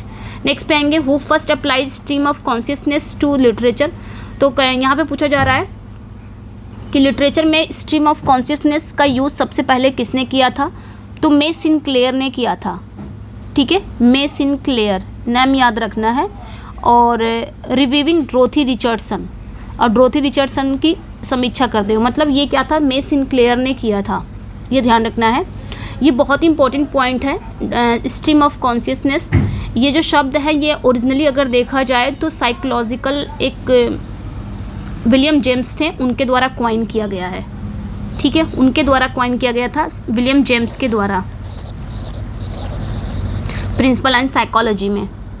इनका एक वर्क था ना, प्रिंसिपल एंड साइकोलॉजी में उन्होंने इसको क्वाइन किया था, स्ट्रीम ऑफ कॉन्शियसनेस को। ठीक है, तो ये ध्यान रखना, ये विलियम जेम्स ने इसको क्वाइन किया था, लेकिन इसका सबसे पहले अप्लाई किसने किया है, तो मे सिनक्लेयर ने किया था। मे सिनक्लेयर, ये लिटरेरी क्रिटिक थी। मे सिनक्लेयर पहली थी जिन्होंने इस शब्द का यूज़ 1915 में एक नॉवल था ड्रोथी रिचर्डसन के वर्क की रिव्यूइंग करते हुए इन्होंने इस डिवाइस का यूज़ किया था। ठीक है, ये ध्यान रखना है। मतलब किसी कैरेक्टर के थॉट्स, इमोशंस का निरंतर प्रवाह ठीक उसी तरह रिप्रेजेंट करने का प्रयास करती हैं जैसे मन में आते हैं। तो वर्जीनिया वुल्फ, जेम्स जॉयस इस डिवाइस के सबसे फेमस माने जाते हैं, ये लोग भी यूज़ किए हैं। तो याद रखना, सबसे पहले क्वाइन किसने किया था, विलियम जेम्स ने प्रिंसिपल ऑफ साइकोलॉजी में स्ट्रीम ऑफ कॉन्शियसनेस इस टर्म को क्वाइन किया। लेकिन सबसे पहले इसका यूज़ किसने किया, तो मे सिनक्लेयर ने किया 1915 में। ये क्या कर रही थी, ड्रोथी रिचर्डसन का वर्क का रिव्यू कर रही थी, उसी में इन्होंने इस डिवाइस का यूज़ किया। और इसके लिए बाकी सब ने बहुत यूज़ किया, Virginia Woolf, James Joyce. What is the title of sequel of Pilgrim's Progress, तो पिलग्रिम्स प्रोग्रेस का सीक्वल टाइटल क्या है, तो the Pilgrim progress part second, ये नाम याद रखना है आपने। ठीक है, Christiana's tale. In Spenser the Faerie Queene the Red Cross Knight represent, तो स्पेंसर की दी फेरी क्वीन में रेड क्रॉस नाइट किसका रिप्रेजेंट करता है, हॉलीनेस का। ठीक है, दी फेरी क्वीन एक बहुत ही लंबी एलिगोरिकल पोयम है। ठीक है, मतलब हर बुक एक अलग अलग क्वालिटी का जश्न मनाती है, यानी कि हर बुक अलग अलग क्वालिटी के बारे में बताती है। बुक 1 में इन्होंने रेड क्रॉस नाइट जो कि हॉलीनेस का सिंबल है। नेक्स्ट पे आएंगे, हु रोट मिडनाइट चिल्ड्रन, किसने लिखा है मिडनाइट चिल्ड्रन, तो ये याद रखना है, सलमान रुश्दी ने लिखा है। ये 1981 का एक हिस्टोरिकल नॉवल है जिसने बुकर प्राइज़ जीता है और नॉवल का जो हीरो है वो सलीम सिनाई ठीक उसी समय पैदा हुआ था जब भारत को लिबर्टी मिलती है, 15 अगस्त 1947 को आधी रात। ठीक है, नेक्स्ट पे आएंगे, what is an aside in a play, तो प्ले में जो असाइड है ये क्या होता है, a remark to your audience unheard by other characters. ठीक है, प्ले में जो असाइड है वो क्या होता है, साइड एक छोटी सी टिप्पणी होती है जो एक कैरेक्टर या सीधे ऑडियंस या खुद कहता हो। ठीक है, ये एक ड्रामेटिक ट्रेडिशन है जो स्टेज पर अन कैरेक्टर इस टिप्पणी को नहीं सुन पाते हैं, बस सिर्फ ऑडियंस ही सुन पाते हैं। इसका यूज़ किसी कैरेक्टर के सच्चे इरादे या विचार को रिवील करना है। ये सॉलिलोकी से छोटा होता है। Which famous library was a centre of learning in the ancient world, तो एंशियंट वर्ल्ड में वो कौन सा फेमस लाइब्रेरी सीखने का सेंटर्ड था, तो द लाइब्रेरी ऑफ अलेक्जेंड्रिया, ये ध्यान रखना है, द लाइब्रेरी ऑफ अलेक्जेंड्रिया। ये एंशियंट टाइम की सबसे इम्पोर्टेंट लाइब्रेरीज में से एक था जो मिस्र के अलेक्जेंड्रिया शहर में स्थित है ये। ठीक है, तो ये ध्यान रखना है, ये सीखने की और विज्ञान का एक प्रमुख सेंटर था। ओके, तो ये फेमस लाइब्रेरी यही है, द लाइब्रेरी ऑफ अलेक्जेंड्रिया। ये एंशियंट दुनिया की सबसे इंपॉर्टेंट लाइब्रेरीज में से एक है। हु रोट द विकार ऑफ वेकफील्ड, द विकार ऑफ वेकफील्ड किसने लिखा है, ये 18वीं सेंचुरी का सबसे लोकप्रिय और इमोशनल सेंटिमेंटल नॉवेल है। ठीक है, किसने लिखा था, ओलिवर गोल्डस्मिथ ने लिखा था। नेक्स्ट वन पे आएंगे, kitchen sink drama focused on what, तो किचन सिंक ड्रामा ये किस पे फोकस करता है, किस पे सेंटर्ड है, तो याद रखना है किचन सिंक ड्रामा जो फोकस करता है वो disillusion working class life 1950s-60s Britain, यानी कि जो मजदूर वर्ग के जीवन पर फोकस करता है जो 1950 और दशक के टाइम थे ब्रिटेन में। तो ये एक ब्रिटिश ये एक ब्रिटिश कल्चरल मूवमेंट था जो थिएटर, आर्ट और नॉवल से भरा हुआ था।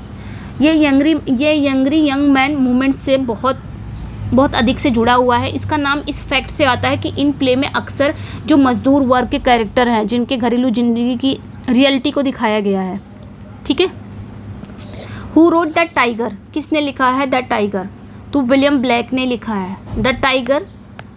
ब्लैक का ये कलेक्शन था सॉन्ग्स एंड एक्सपीरियंस की सबसे फेमस पोइट्रीज में से एक है। विच device involves hinting a future events, तो फोर शैडविंग। ठीक है, कौन सा डिवाइस जो कहानी में फ्यूचर की घटनाओं को हिंट देता है, तो फोर शैडविंग एक लिटरेरी डिवाइस है जिसमें राइटर कहानी में बाद में होने वाली घटनाओं के बारे में कुछ ऐसा सुराग दे देगा, कुछ ऐसा हिंट दे देगा, कुछ ऐसा संकेत दे देगा। ये रीडर्स के बीच में रहस्य और अनएक्सपेक्टेड भावना को पैदा करना होता है। रीडर मतलब रीडर को लगता है कि हाँ कहानी में क्या होगा, कुछ ऐसा हिंट दे देगा राइटर जिससे रीडर को पता चल जाएगा आगे कहानी में क्या होने वाला है। ठीक है, जैसे फॉर एग्जांपल एक कहानी की शुरुआत में मौसम ख़राब, राइटर क्या कर रहा है, मौसम ख़राब का डिस्क्राइब कर रहा है, और अक्सर बाद में आने वाली किसी ट्रेजेडी का क्या करता है, वो फोर शेडविंग करता है। ठीक है, मौसम ख़राब का मतलब क्या हुआ, मौसम ख़राब का पहले हिंट दे रहा है कि आने कुछ तो गड़बड़ होने वाला आगे। जैसे कोई मूवी देखते हो आप, मौसम ख़राब है, ऐसे कुछ डायरेक्टर ने दिखाया तो आपको तुरंत लग जाएगा कुछ तो ख़राब होने वाला है। तो ये होता है फोर शेडविंग, पहले ही राइटर थोड़ा सा हिंट दे देता है। Which poet is buried in Poets' Corner despite wishes to be buried elsewhere. तो कौन सा पोएट था जो अपनी इच्छा के विरुद्ध पोएट्स कॉर्नर में दफने है। ठीक है, तो थॉमस हार्डी साहब थे। ये बहुत ही अनोखी, कुछ हद तक ये बहुत ही ट्रेजिक कहानी है कि थॉमस हार्डी अपने प्यारे वेसेक्स यानी कि अपने उनका जो गृहनगर था स्टिंग्सफोर्ड डोरसेट में दफन होना चाहते थे, लेकिन उनकी डेथ के बाद उनके लिटरेरी जो भी थे जो भी इंसान थे उन्होंने क्या किया, जोर देकर उन्हें कहाँ पे राष्ट्रीय सम्मान के साथ वेस्टमिनिस्टर एबे पोएट्स कॉर्नर में दफना दिया। ठीक है, तो ये ध्यान रखना है।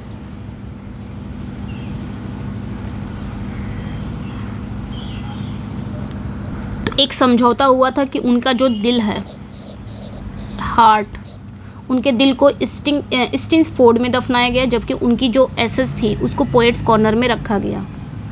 नेक्स्ट पे आएंगे Sherlock Holmes first appeared in which story. तो जो शर्लेक होम्स हैं ये पहली बार किस कहानी में दिखाई देते हैं, तो a study in scarlet by Arthur Conan Doyle. तो ये ध्यान रखना है। ठीक है, ये एक नोवेला है, 1887 में आया था, ये एक नोवेला है। नेक्स्ट पे आएंगे जिसमें दुनिया के सबसे फेमस जासूस शर्लेक होम्स और उनके साथी डॉक्टर जॉन वाटसन को रीडर से पहली बार परिचय होता है, मतलब रीडर से पहली बार उसका इंट्रोडक्शन कराया जाता है। नेक्स्ट वन पे आएंगे। ठीक है, the spasmodic school poets were criticise for what. तो जो स्पैसमोडिक स्कूल के पोएट्स थे उन्हें किस बात के लिए आलोचना की गई, इनकी आलोचना की गई। जो स्पैसमोडिक स्कूल ऑफ पोएट्स थे तो इनकी आलोचना क्यों की गई, ओवरली इमोशनल ये कहकर, एंड ड्रामेटिक वर्ड्स। तो 1850 ये याद रखना है, 1850 के दशक में मिडिल विक्टोरियन पोएट का एक ग्रुप था, ये था स्पैसमोडिक स्कूल। ठीक है, ये 1850 के दशक के मिडिल विक्टोरियन पोएट्स का ग्रुप था। इनके वर्क में ना अक्सर लंबे लंबे ड्रामेटिक मोनोलॉग और एक बेचैन अराजक और एक्सेसिव इमोशनल स्टाइल होती थी। तो क्रिटिक ने इनका मजाक उड़ाया और इन्हें स्पैसमोडिक कहा, क्योंकि इनका मानना था कि इनकी पोइट्री कैसी होती है, इमेच्योर होती है और ज़्यादा एक्सेसिव ड्रामेटिक होती है। तो इसीलिए इन पोएट्स को इन्होंने स्पैसमोडिक स्कूल कहा। ठीक है, what is the final play in Shakespeare first folio. तो यहाँ पे तो टेम्पेस्ट दिया है, ये बहुत ही कन्फ्यूज़न वाला फैक्ट है। कई लोग मानते हैं कि टेम्पेस्ट ही अंतिम प्ले है, लास्ट प्ले है, और सच में है कि ये लास्ट प्ले है भी, क्योंकि शेक्सपियर, ऐसा कहा जाता है कि शेक्सपियर ने इसे अकेले लिखा है, इसलिए इसका लास्ट प्ले माना जाता है। लेकिन फर्स्ट फोलियो 1623 में आया था, शेक्सपियर के प्लेस का ये फर्स्ट कलेक्शन था। यहाँ पे प्लेस, यहाँ पे कौन कौन सी, जैसे 1623 में जो फर्स्ट कलेक्शन आया था फर्स्ट फोलियो का, इसमें कॉमेडीज़, हिस्ट्रीज, ट्रेजेडीज़ सब कोई मतलब सब कुछ मिला के पब्लिश किया गया था इसमें। तो टेम्पेस्ट वास्तव में इनके कलेक्शन का पहला प्ले है। लेकिन ऐसा भी कहा जाता है कि इनका जो फाइनल प्ले आता है 1623 में, वो सिम्बलिन आता है। क्या आता है? सिम्बलिन फाइनल में आता है। ठीक है, सिम्बलिन जो उनका प्ले है, ओके, मतलब फाइनल में यही आता है सिम्बलिन, ये ध्यान रखना है। शेक्सपियर के फर्स्ट फोलियो में फाइनल में कोई प्ले जाता है तो सिम्बलिन, जो कि एक ट्रेजेडी है, ये फाइनल में जाके पब्लिश होता है उसमें सिम्बलिन। तो ये टेम्पेस्ट दिया हुआ, कई लोग मानते हैं टेम्पेस्ट है, तो काफ़ी कन्फ्यूज़न वाला क्वेश्चन है ये। ठीक है, लेकिन मैंने जो फैक्ट था वो मैंने बता दिया आपको, सिम्बलिन। नेक्स्ट पे आएंगे, who road 7 types of ambiguity. तो 7 टाइप्स ऑफ एम्बिग्यूटी किसने लिखा है? ये किसने लिखा है? विलियम एम्पसन ने लिखा है। ये आपने ध्यान रखना है, ये 1930 में पब्लिश हुआ था, न्यू क्रिटिसिज्म। नेक्स्ट वन पे आएंगे, बेन जॉनसन का वॉलपोन सैटिराइज विच वाइस। तो बेन जॉनसन का जो प्ले है वॉलपोन में किस बुराई पर इन्होंने सटायर किया है? तो ग्रीड पर, लालच पर इन्होंने सटायर किया है। ठीक है, वॉल्पोन, जो कि इटालियन में एक धूर्त लोमड़ी है। तो बेन जॉनसन का सबसे फेमस कॉमेडी ऑफ ह्यूमर्स में इसमें एक है। The dictionary definition of a word is called, तो किसी शब्द का डिक्शनरी मीनिंग क्या कहलाता है, या यूँ बोलो लिटरल मीनिंग क्या कहलाता है, तो डिनोटेशन कहलाता है। ठीक है, ये आपने ध्यान रखना है। डिनोटेशन किसी शब्द का लिटरल मीनिंग, सीधा सीधा उसका जो अर्थ है, जैसे मैंने कहा बैड, तो बैड मीन्स क्या होता है बुरा, गुड मीन्स क्या होता है अच्छा, तो ये सीधा सीधा इसकी मीनिंग हो गई। स्नैक मीन्स क्या होता है सांप, तो ये सीधा सीधा इसकी लिटरल मीनिंग हो गई, उसे बोला जाता है डिनोटेशन। ठीक है, और कैनोटेशन जैसे इसका अपोजिट है। कैनोटेशन क्या होता है, कैनोटेशन किसी शब्द से जुड़े उसके इमोशनल, उसके कल्चर को रेफर करता है। फॉर एग्जाम्पल जैसे मैंने कहा स्नैक, अब मैं पूछूंगी स्नैक का लिटरल मीनिंग क्या है, सांप, यही तो है, ये इसका लिटरल मीनिंग हो गया। मैंने पूछा स्नैक, आपने कहा तुरंत सांप, लेकिन इसका ये तो हो गया डेनोटेशन, लेकिन इसका कैनोटेशन कैसे अर्थ निकालेंगे। अब स्नैक यानी कि आस्तीन में छिपा हुआ सांप है ना, इसका अलग मीनिंग अगर हम इमोशनली इसका मीनिंग निकालें तो आस्तीन में छिपा हुआ सांप, यही तो हुआ। आस्तीन में छिपा सांप कौन है, दुश्मन है, तो इसका ना इमोशनली मीनिंग निकल गया, सिंबॉलिक मीनिंग निकल गया। अब उसी तरह मैंने अगर नाम लिया हाउस, हाउस की लिटरल मीनिंग क्या हो गई, घर, हाउस मीन्स घर होता है, तो ये डिनोटेशन हो गया। लेकिन हाउस का अगर मैं इमोशनली जोड़ूं तो हाउस क्या है, एक रहने का एक घर है। हाउस ऐसा जगह है जहाँ परिवार रहता है, हाउस ऐसी जगह है जहाँ पे सुरक्षा होती है, हाउस ऐसी जगह है जहाँ हम जाएंगे तो आराम करेंगे हाउस पे, तो ये भावनाओं से जुड़ा हुआ है, ये इमोशनली हमने जोड़ लिया, तो ये कैनोटेशन हो गया। ठीक है, तो ये ध्यान रखना है, ये मुझे समझाना था। चलिए नेक्स्ट पे आएंगे। विच जॉर्ज इलियट नॉवेल इज सब title A study of provincial life, तो जॉर्ज इलियट का किस नॉवेल का सब title A study of provincial life है, तो नाम याद रखना मिडिल मार्च का। ठीक है, मिडिल मार्च का ही ये सब टाइटल है, study of provincial life. Who wrote the chronicles of Narnia, तो नार्निया है, द क्रॉनिकल्स ऑफ नार्निया, ये किसने लिखा है, तो ये बच्चों के लिए लिखी गई एक मतलब एक बोल सकते हो आप, ये बच्चों की लिखी गई नॉवल की एक बेहद लोकप्रिय सीरीज है, तो C.S. लुइस ने लिखा है। ठीक है, जो कहानी है नार्निया नाम की एक जादुई दुनिया के बारे में है, जिसमें जानवर बात करते हैं और जादू वादू दिखाया जाता है। नेक्स्ट पे आएंगे, नेक्स्ट क्वेश्चन पे आते हैं। 19 lines poem with repeating lines and 2 rhymes is called, तो 19 लाइन्स जो पोएम है जिसमें दोहराई जाने वाली लाइनें भी होती हैं वो क्या कहलाती हैं, जिसमें रिपीटिंग लाइन भी होती है, 2 राइम्स भी होते हैं, उसे क्या कहते हैं, उसे वेलेनल कहते हैं। तो वेलेनल एक 19 लाइन्स की पोएम है, पूछ लिया जाए कि 19 लाइन्स की पोएम को क्या कहा जाता है, तो वेलेनल कहा जाता है, ये ध्यान रखना है। इसमें 5 यानी कि 5 टर्सेट होते हैं, टर्सेट इस तरह, ये 5 टर्सेट हो गया, और लास्ट में एक स्टैंजा, एक क्वैट्रेन आएगा, यानी कि 4 लाइन का, इस तरह इतनी पोएम हो गई। ऐसे पोएम रहती है, 3 line 3 line 3 line 3 line 3 line, last में क्वैट्रेन आ जाएगा, 4 लाइन का एंड होती है इसमें। ठीक है, तो इसमें क्या होता है, इसमें पहली और तीसरी जो लाइन हो वो पूरी पोएम में एक निश्चित पैटर्न में फिर दोहराई जाती है। ठीक है, ध्यान रखना। नेक्स्ट पे आएंगे, जैसे कि डायलन थॉमस की do not go gentle in do that good night, ये फेमस एग्जाम्पल है, वो वेलेनल में ही लिखी गई है। ब्रेव न्यू वर्ल्ड सेटराइज विच ट्रेंड, तो ब्रेव न्यू वर्ल्ड किस ट्रेंड पर व्यंग करता है, तो pursuit of pleasure and technological social control पर। ठीक है, ये ध्यान रखना है। ये ब्रेव न्यू वर्ल्ड किसका है, अल्डेस हक्सले का है, एक डायस्टोपियन नॉवल है जो फ्यूचर के विश्व राज्य की दिखाता है, मतलब फ्यूचर के बारे में बताता है।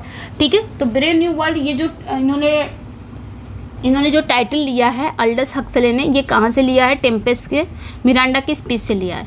Which Renaissance dramatist was killed in a tavern brawl, तो किस रेनेशा प्ले राइट की एक टैवरेन लड़ाई में हत्या कर दी जाती है। ठीक है, टैवरेन ब्रॉल एक ट्रेवरन सराय में लड़ाई होती है और वहाँ पे उनका मर्डर कर दिया जाता है, तो क्रिस्टोफर मार्लो का।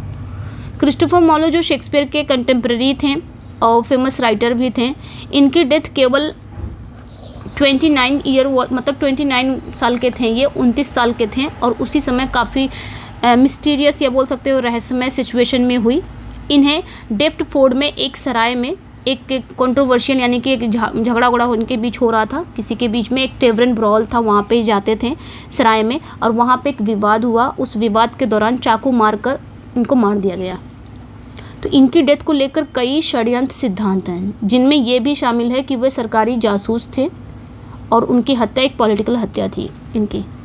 नेक्स्ट पे आएंगे, dark Satanic mills is from which Blake poem. तो डार्क सैटेनिक्स मिल्क, ये जो फ्रेज़ है ये ब्लैक की किस पोयम से आता है, ब्लैक, ठीक है। तो ये किस पोयम से आता है, तो and did not those feet in ancient time preface to Milton. तो ये ध्यान रखना, विलियम ब्लैक की पोयम का है ये डार्क सैटेनिक मिल्स। तो ये जो फ्रेज़ है ये ब्लैक की किस पोयम से आता है, तो याद रखना है ये ब्लैक के किस पोयम से आता है, and did those feet in ancient time. ये जो फ्रेज़ है ना, ये विलियम ब्लैक की एक लंबी पोयम है जिसका नाम है मिल्टन, ठीक है। मिल्टन किसने लिखा है, विलियम ब्लैक ने लिखा है,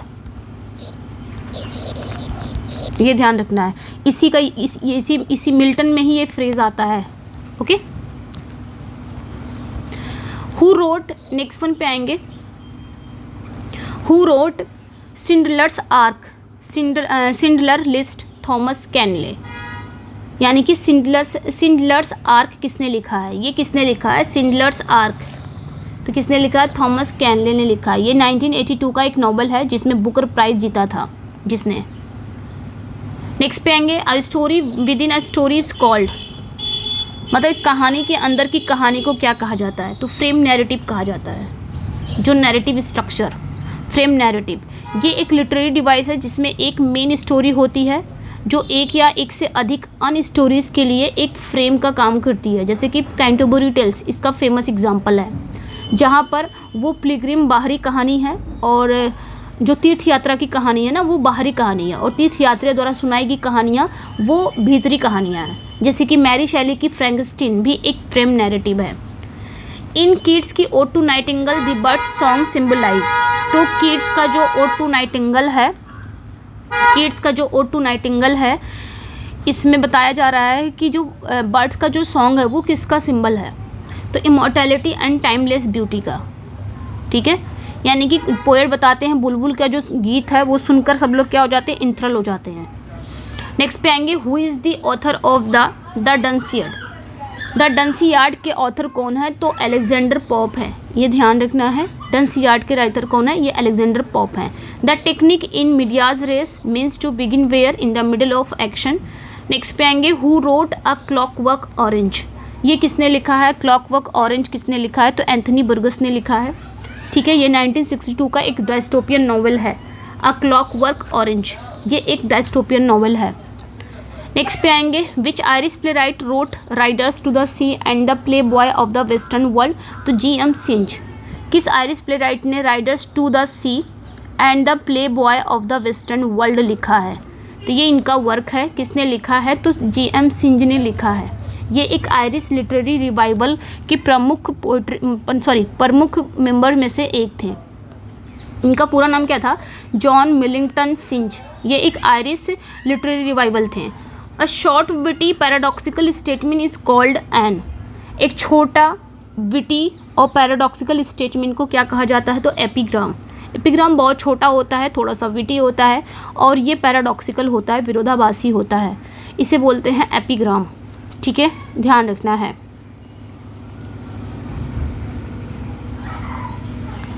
जैसे कि ऑस्कर वाइल्ड का एक ना बहुत ही फेमस लाइन है, वो कहते हैं I can resist everything except temptation, तो ये एक एपिग्राम है।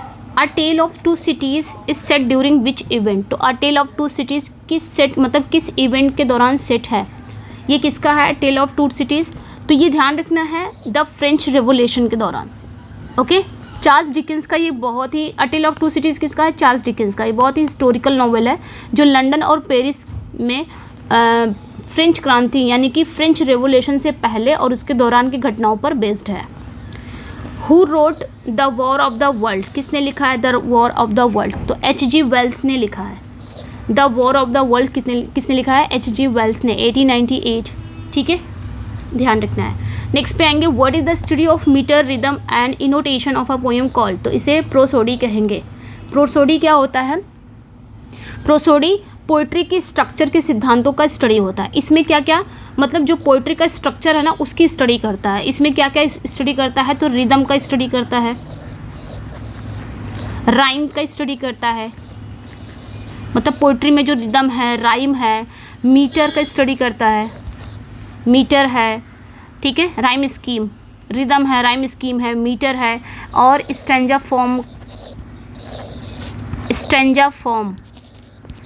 फॉर्म, ये सारे जो एलिमेंट्स हैं इसका ये एनालिसिस करता है प्रोसोडी। और ये समझने में मदद करता है कि जो पोएट लैंग्वेज का यूज़ करके म्यूज़िकल बनाते हैं। तो ध्यान रखना प्रोसोडी बस वही होता है, प्रोसोडी वो होता है जो पोइट्री के स्ट्रक्चर के कॉन्सेप्ट का अध्ययन करता है, जिसमें रिदम आता है, राइम स्कीम आते हैं, मीटर आता है, स्टैंजा फॉर्म आता है, इन सभी का क्या करता है, ये स्टडी करता है। शेक्सपियर की problem plays are known for what, तो शेक्सपियर का जो प्रॉब्लम प्ले वो किसके लिए जाना जाता है, बहुत ही कॉम्प्लेक्स एम्बिगुअस मॉरल थीम्स के लिए जाना जाता है। जैसे कि problem play, measure for measure, all's well that ends well, ठीक है। प्रॉब्लम प्ले एक ऐसा शब्द है जिसका यूज़ शेक्सपियर ने उन प्लेस के लिए किया, मतलब उन प्लेस के लिए किया इन्होंने जो क्लियरली रूप से कॉमेडी या ट्रेजेडी के कैटेगरी में फिट नहीं होते हैं, ना ही वो पूरी तरह से कॉमेडी में आते हैं, ना ही पूरी तरह से ट्रेजेडी में आते हैं। और ये प्ले थोड़ा सा कैसे होते हैं, कॉम्प्लेक्स होते हैं, जटिल होते हैं, परेशान करने वाले नैतिक या सामाजिक मुद्दों से निपटते हैं और ऑडियंस को ना क्या करते हैं, असहज यानी कि अनसुलझी भावना के साथ जोड़ देते हैं, यानी कि चीज़ें सुलझती ही नहीं है, बहुत ही प्रॉब्लम क्रिएट कर देता है। Who wrote the wind in the willows, ये किसने लिखा है, who wrote the wind in the willows, तो केनेथ ग्राहम ने लिखा है, ये याद रखना है, केनेथ ग्राहम ने, ठीक है। ये भी 1908 में एक फेमस ये पब्लिश हुआ था 1908 में, ठीक है। The literary term pathos appeals to which feelings, तो जो लिटरेरी टर्म है पैथोज, ये किस भावनाओं को क्या करता है, किस भावनाओं को आकर्षित करता है, तो इमोशन यानी कि पिटी, सैडनेस, ठीक है, ये ध्यान रखना है। पैथोज मतलब ये किसी आर्ट या लिटरेचर का वो गुण है ना, वो क्वालिटी है जो ऑडियंस या रीडर में पिटी भरना, इमोशंस, पिटी, उदासी की भावनाएं पैदा करना। ये अक्सर एक कैरेक्टर की दर्द या दुर्भाग्य को दिखाकर किया जाता है। जैसे कि कोई स्टोरी चल रही है, उसमें एक कैरेक्टर है, बहुत पोएट क्या करेगा, उस कैरेक्टर को बहुत दुख में दिखाएगा। अरे भाई मैं मूवीज़ की अगर बात करूँ ना, जैसे कि मूवीज़ में जिनको हम हीरो हीरोइन रहते हैं, रोते हैं, गाते हैं, कुछ ऐसे ऑडियंस डायरेक्टर क्या कर देगा, ऐसे सीन क्रिएट कर देगा कि हम जैसे जो ऑडियंस है ना, हमारे आँख से आंसू निकलने लग जाते हैं। तो ये क्या हो गया, हमारे अंदर इमोशन भर दिया जाता है उस कैरेक्टर के प्रति पिटी आ जाती है, सैडनेस आ जाता है, तो वो होता है आपका पैथोज, यानी कि वहाँ पे पैथोज का यूज़ करना। और अरिस्टोटल ने भी कहा है, अरिस्टोटल के अनुसार ट्रेजेडी में जो पैथोज है वो एक इम्पॉर्टेंट एलिमेंट है जो कैथारसिस की ओर ले जाता है, ठीक है। नेक्स्ट पे आएंगे, Tristram Shandy is famous for what experimental feature, तो जो ट्रिस्ट्रम शैंडी हैं ये किस एक्सपेरिमेंटल फीचर के लिए फेमस हैं, तो नॉन लीनियर डाइग्रेसिव नैरेटिव स्ट्रक्चर, ठीक है। तो ये ध्यान रखना है। लॉरेंस स्टर्न का ये 18th सेंचुरी का नॉवल है जो अपने समय से बहुत आगे था, ठीक है। इसमें जो हीरो है ट्रिस्टम, वो अपने जीवन की कहानी को बताने की कोशिश करता है, लेकिन लगातार, ठीक है, फिलोसफर क्या करता है, ये दार्शनिक बहस में उलझ जाता है। लास्ट है, what is the name of the monster of Beowulf, तो बीवुल्फ का मॉन्स्टर क्या है, ग्रेंडल है, ये ध्यान रखना है। ग्रेंडल वो पहला वो फेमस मॉन्स्टर है जिसका सामना एपिक के हीरो बीवुल्फ से करता है, ठीक है। तो ग्रेंडल जो है वो डेनमार्क के राजा होथगर के हॉल में एक आतंक मचाता है जब तक कि बीवुल्फ उस भयंकर लड़ाई में मार नहीं देता। बाद में बीवुल्फ के 2 और मॉन्स्टर का सामना करना पड़ता है, ग्रेंडल की माँ और लास्ट में ड्रैगन का, तो ये ध्यान रखना है। तो ये थे भाई, इसमें मैंने 100 हिस्ट्री ऑफ इंग्लिश लिटरेचर का सब कुछ करा दिया भाई, सब कुछ आएगा उसमें, और जो इम्पोर्टेंट चीज़ें रहती हैं ना सब उसमें हो जाता है। कैसा लगा अपना फीडबैक ज़रूर दीजिएगा। मिलते हैं नेक्स्ट वीडियो में। Thank you for watching, bye bye, और लाइक शेयर सब्सक्राइब फीडबैक ज़रूर।